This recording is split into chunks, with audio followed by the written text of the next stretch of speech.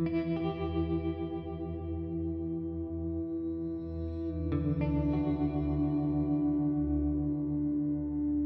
I was 17 years old, I began a relationship with a girl that I met through a youth group that I was going to. We were together for about 1.5 years. When she came to me telling me that she was pregnant, at that time I was 18, she was also 16. It was very difficult, especially since that came about after the first time that we had sex. Matter of fact, it was the first time that I did at all. I had no idea what I wanted to do, had no idea how to deal with the situation.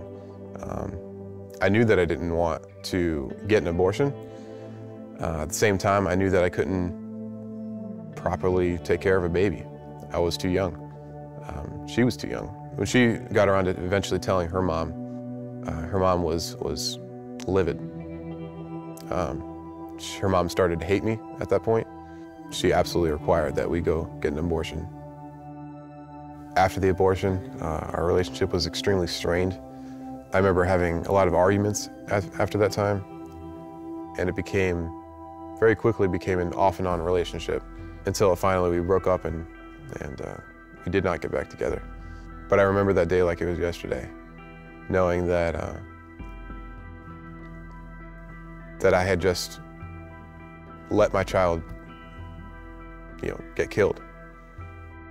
I felt anger, I felt deep sadness, but at the same time I felt relief. And then after the abortion, that relief quickly went away, and it was strictly anger. I went into a small amount of depression, so much to where I started to cut myself, just because the physical pain of dealing with a razor blade to my arm was so much easier to deal with than the emotional pain that I was experiencing at the time. I had prayed a lot. So in some way, maybe I got closer to God, but at the same time, I started to hate Him, and I was walking away, even though I was talking to Him more than I ever did before. Unfortunately for many guys, the reaction when going through an emotional strain is to duke it out and, you're better than this, you're stronger than this. But unfortunately, when there's such a strong emotional strain as this, it's not something that you can ignore. There came a point where I completely gave my life over to God. Romans 8:28 says, "For all things work for the good for those who know God." For a long time, a very long time, I knew that verse, but I wondered how it can be true. And I wondered, how can the death of my child, my voluntary killing of my child, how can that be something that is good for me? And then I realized that God's ways are not my ways. God's thoughts are not my thoughts. And I started to let God work in me in a way that I've never seen Him work before.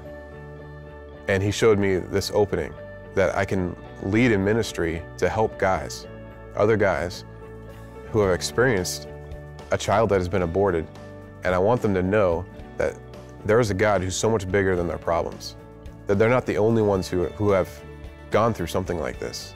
So I'm one of the leaders in the Men's Abortion Recovery Ministry. We meet once a week. The wonderful thing about a group like this is that we all have something in common. We all have something that we can share together. My family now is fantastic. I've got an awesome wife named Christy, and she has been supporting me in this ministry absolutely from day one. And now we have a phenomenal son, Lucas, who's just over 1 year old.